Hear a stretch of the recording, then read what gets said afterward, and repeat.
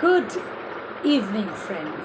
As I have already promised you, today I am here to discuss about how to build a very strong vocabulary within a short span of time. Now, first of all, I would like to introduce you to two new books, rather three new books, but I do not have the hard copy of one right now. So you have to be content with visualizing only two of them, which you can take up on this journey of increasing your new words. Number one is Idioms and Phrases by Arihant Publication. I'm not advertising this book because you can understand from the ear dogs of the this dog ears of the book that this one is one that I have been using for a couple of years, and it has been very useful to me in my journey. Number two is One Word Substitution by the same Arihant Publication. The third book, which is not here with me, is Word Power Made Easy by Norman Lewis, which many of you must have come across on internet. It is a red binding hardbind book, red cover hardbinding book, and it is also used by UPSC aspirants for their GS and English section. So these three are basic books which you can take up for increasing your vocabulary, not to speak about the fourth and the most important one, the most basic one, Student's Companion by Wilfred D. Best. So these are books which we can refer to for increasing our vocabulary. Now the question is how to increase our vocabulary. I have often come across this very common question from my friends, not only from my students but also from my friends, that how we can work on our spoken English. Now I'll be very honest with you, I don't know how to help you with this because I don't know how I improve my spoken English. I never focused on improving my spoken English. I always worked on improving my written English. And in that way, my spoken English just came automatically. So I am yet to gather more experience on how to guide one about improving spoken English. So what I can help you all the best from my end is about improving your vocabulary. Now, all of us have a certain stock of words already with us, and that stock starts getting stagnant after a certain period of time. The challenge is how to replace the old shabby words with new ones. That is where the challenge lies. And this challenge can only be addressed when we understand where we are lagging behind. Many of us read newspapers daily. Many of us are voracious readers as well.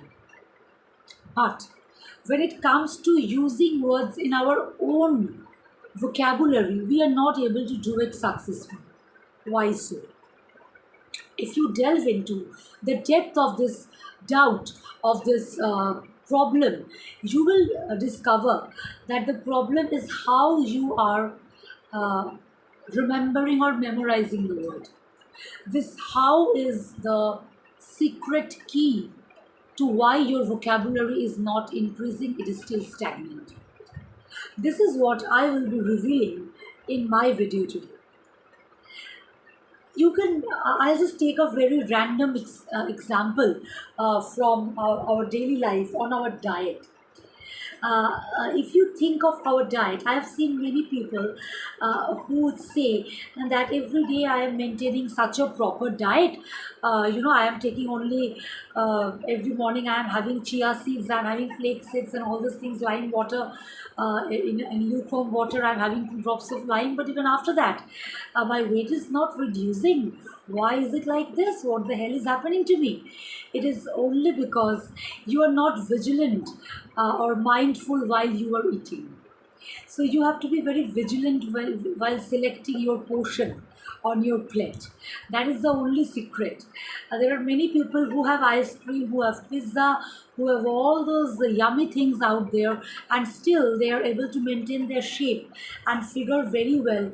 It is only because of their planning and how they intake it. So if you are having a scoop of ice cream today, you should be vigilant not to binge on any other food that day. You should be replacing your diet with soups and juice to maintain your shape and figure. So that's the mystery behind it, and that's the mystery behind vocabulary as well. So when you are thinking of incorporating new words into your vocabulary, you have to know how to do it. So if I am already, say, I know the word beautiful. Now today I learn a new word, resplendent, which also means beautiful.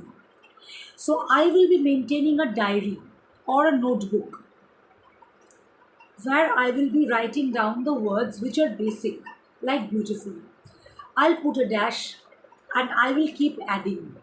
So the day I come to learn three new words, say I learn resplendent. So I will just add beside beautiful R if I have a sharp memory. If I am not so confident on my memory, I will write down the whole word resplendent. Then I will start using it randomly in my day to day usage. Whenever I will be talking about something which is beautiful, I will no longer use the word beautiful. I will start using the word resplendent. It can become a little unusual and awkward at times. Doesn't matter. Trust me, it doesn't matter. You just start using, and you will understand when it is correct to use, when it is not correct to use. Ma'am, how? How will we just understand like that? You are gifted with 2 years. Your ears will help you. You will figure out. But first, you have to register and you have to use. If you think I will only note down the words in my notebook, they are gradually going to become like roses given by your ex-boyfriend, which are inside the pages of the diary, only to be opened after many years and shed a few drops of tears because of the lost fragrance. So better start nurturing a rose plant every day, even if it takes a lot of labor. Start using the new word in your vocabulary. It's going to help. So if let's talk about a word, I now this both the words I took up, beautiful and resplendent, belong to the same part of speech, adjective. So ma'am, only we will increase adjectives, we will only increase nouns? No. I will just take a random example for you where you can increase many parts of speech of one word with respect to one word. Say the word different. I write down in my notebook different. See, I have maintained my own notebook in this way. I have the basic words, and with this I keep adding. Now I don't need to keep adding that much now because I have a lot on my mind. So my work has become less, but this was not so when I was of your age. When I was in class 7, I was in class 8, my diary was full of words, full of scribbles. Okay, so this is just that it's nowadays with my progress, I have been able to curtail, I've been able to cut down on my scribblings and all. So say the word different. Now I come across a word aberration. Aberration is also when something is not even, when something is digressing from normality. So beside different, I note down the word aberration. So is aberration the same part of speech as different? No. Aberration is a noun. Is it the exact same meaning as different? No. But the essence of the words are same. The essence of both the words is same. That is why I am noting this word with different. So when I am noting down this word, I don't imply that these are synonyms. That is the difference. I imply they have the same essence. With my usage, I will learn how to use. I am not noting down synonyms in the notebook. I am noting down words which are of the same essence. After aberration, I bring down the word abnegation. So abnegation, so negation. So does it mean the same as different? No. But again, the essence is same when you are negating something. So something is different, so you are negating. Then I bring the verb contravene. So intravene is when you interrupt, and contravene when there is again this digression, contradiction, contravene. So different and contravene are not synonyms, but their essence, implication in your mind. So it is like if you put the word in your mind, it will just go anywhere. When you need, you will not be able to find. So we need to organize our mind into drawers and then place the words accordingly. If you go and search on Flipkart and Amazon, you will see there is something available nowadays called a wardrobe organizer. So if you are putting the sari in the cupboard, they have a particular organizer of a particular size. If you are arranging a man's shirts, they have a particular organizer of another particular or specific size. So in this way, you can arrange your cupboard with different organizers of different size according to the dimension of the clothes. So similar is the orientation of your mind. You need to organize or orient your mind accordingly, where you will be able to put and place the words accordingly, so that when you need them, you know that okay, this is different, it is the same vibration as different, so I will search in this place. If you are following this from the very first day, then when you sit down to write or when you are about to speak, you will never be at a loss of words, because your mind knows. You have not allowed your mind to just take in anything. You have been very systematic, you have been very organized, you have been very particular, and you have been very vigilant and mindful while picking up the words.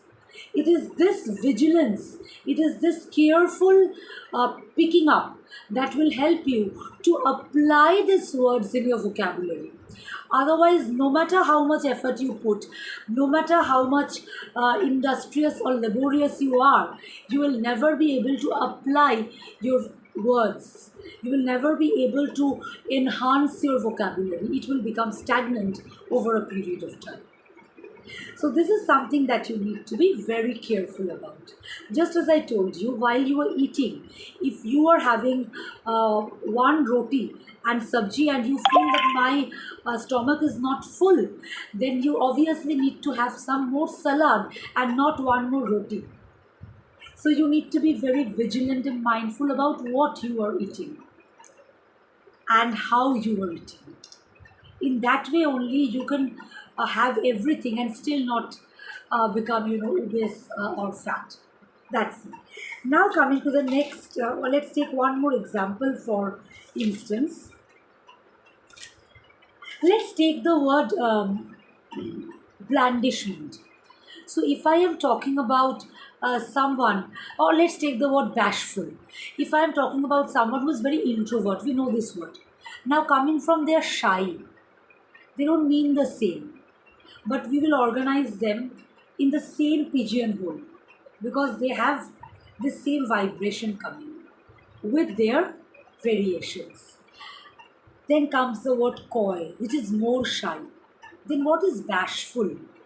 Bashful is when you are very cautious when you are speaking to someone. You are cautiously shy because you are supposed to be shy. So if you meet a celebrity and you are not able to speak very openly with that person because you are very cautiously shy, that is bashful. So that is not that you are innately shy, but you are cautiously shy, and hence you are not able to interact. There we use the word bashful. But where did we start? We started long back with the word introvert. From there, shy, coy, and now we are coming to bashful. So this is how we are supposed to build on our vocabulary, very logically, very rationally, very slowly. We cannot just unmindfully keep on grabbing words and then say, ma'am, I cannot remember anything. And when I'm trying to write, I'm trying to speak. Although I have made a notebook, as you have said, I have been very religious about everything, the way you have suggested, but still I'm not able to improve, or I'm not able to use my words. My paragraph, my essays still seem to revolve around the same old words which I used in class 5. Why so? Because beta, you are not using the words, you are not picking up the words logically, you are not picking up the words rationally and mindfully, you are not vigilant. Nowadays, we are not vigilant about anything. We are not vigilant about what we are speaking also. We are not vigilant about what we are eating. We are not vigilant about the cosmetics we are using. We are just doing whatever the world is doing. Same is happening with vocabulary. So we cannot indulge in this kind of extravagance because time is very limited. Let's take up one more example.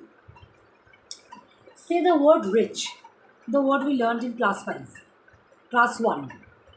From rich we come to affluent. From there we come to wealthy, rather rich, wealthy, affluent. From there we come to opulent. And from there we come to corpulence. So all these words, do they mean the same? No. But the vibration is same. So rich, wealthy, affluent, opulent, and finally corpulent or corpulence, the noun form. So when I'm talking about someone who is very wealthy, affluent, even more wealthy, even more prosperous, opulent. That is how we work. Let's take the word love. From there we will come to amorous. From there we will come to cupidity. From the god of love, Cupid. So from love to amorous to cupidity. From friendly we come to amiable. From there amicable.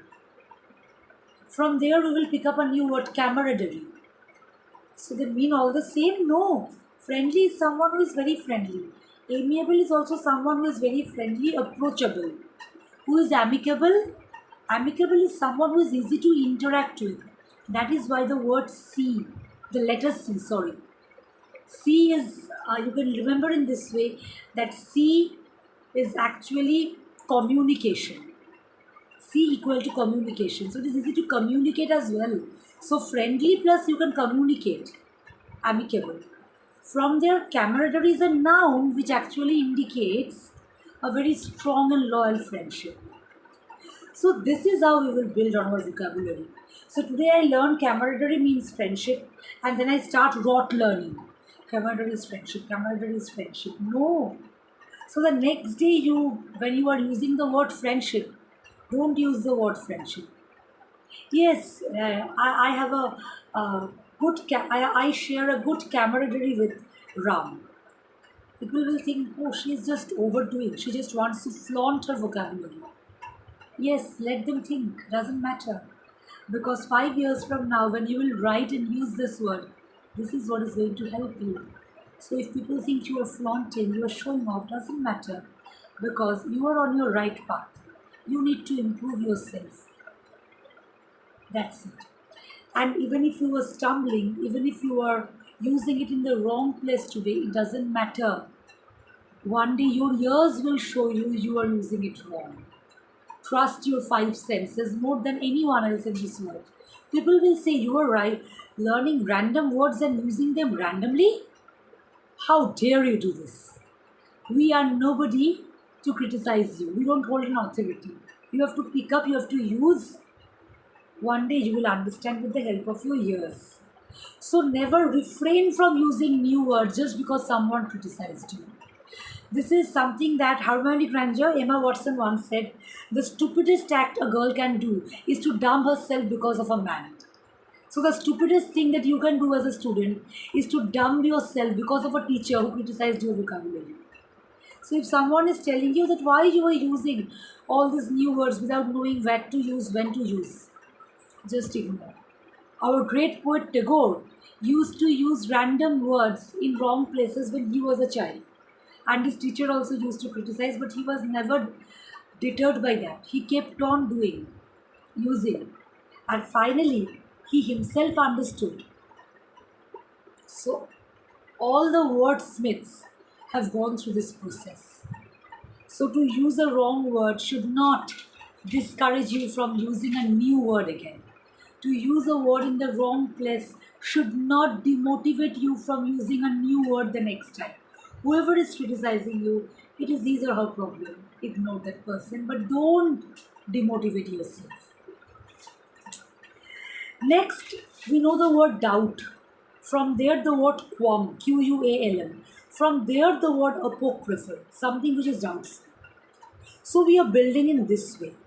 We will not pick up the word apocryphal and we will not just apocryphal means doubt, apocryphal means doubt. No, we will note down doubt equal to Q. So Q quam. If my memory is not sharp, I'll write quam equal to AP, apocryphal. So on seeing this mind map, it will strike me. So first I learn the word doubt, from there quam, from there apocryphal.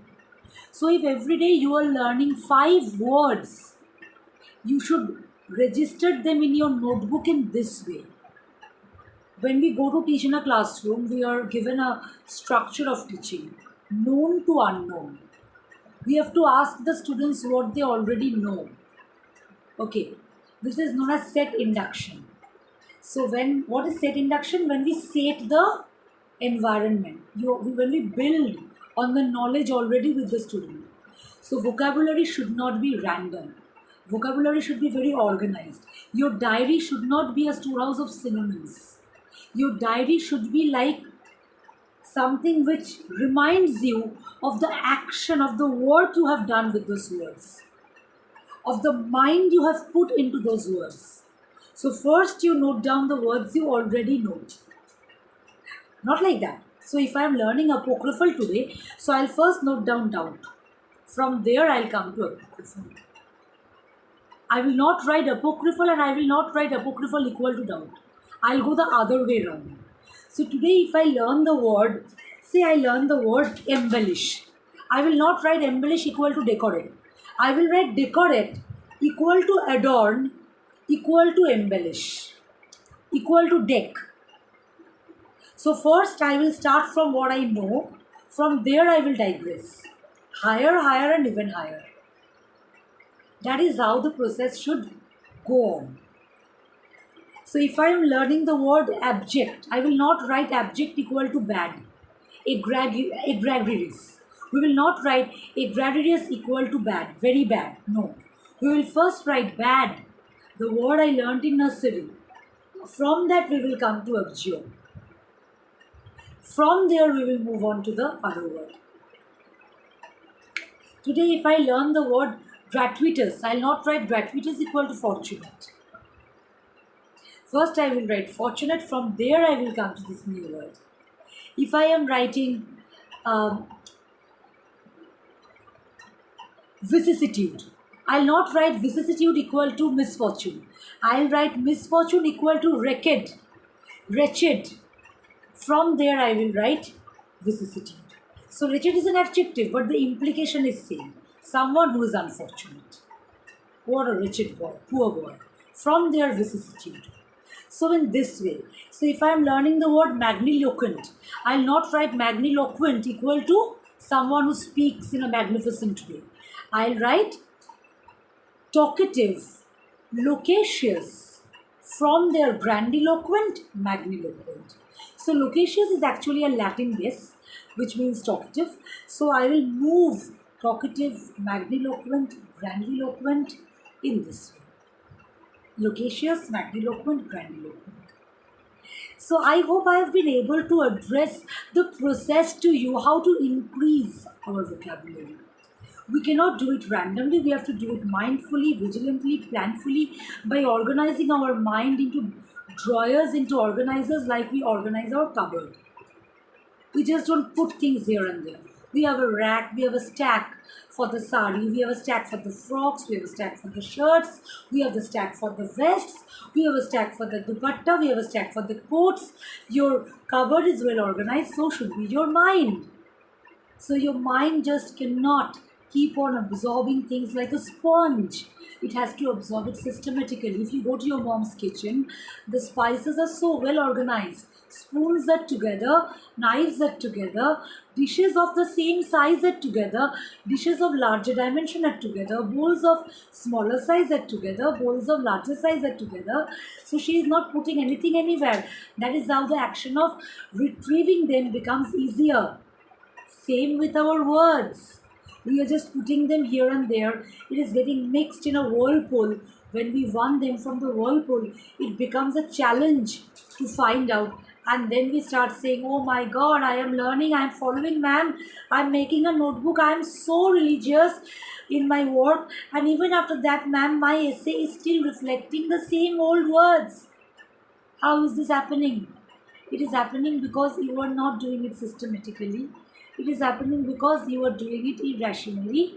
It is happening because you are not allowing yourself to be vigilant, to be mindful while eating the words, just as you do while having a scoop of ice cream.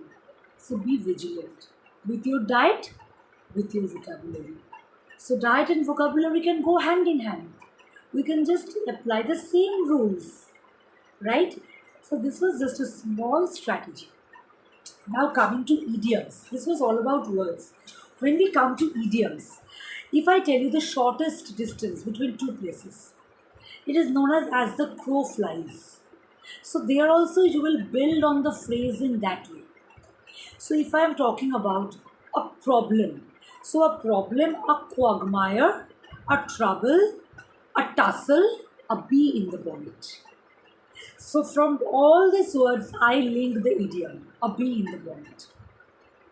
If I talk about, say, something special, so from something special, special, significant, something which is grand, something which is unique, a feather in the crown. So it doesn't, they are not synonyms, but the vibration, the essence is same. So in this way also idioms should be linked accordingly and not randomly. Strict, very strict. From there, draconian law. So we are putting the idioms with the words that we already know. In this way it becomes easier. Random picking up seldom helps. So in this way we have to organize our mind.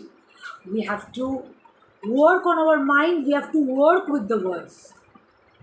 We will not go from new to old. We will go from old to new when we maintain the notebook. So if I know the word bat from nursery and today I am learning the word say abysmal.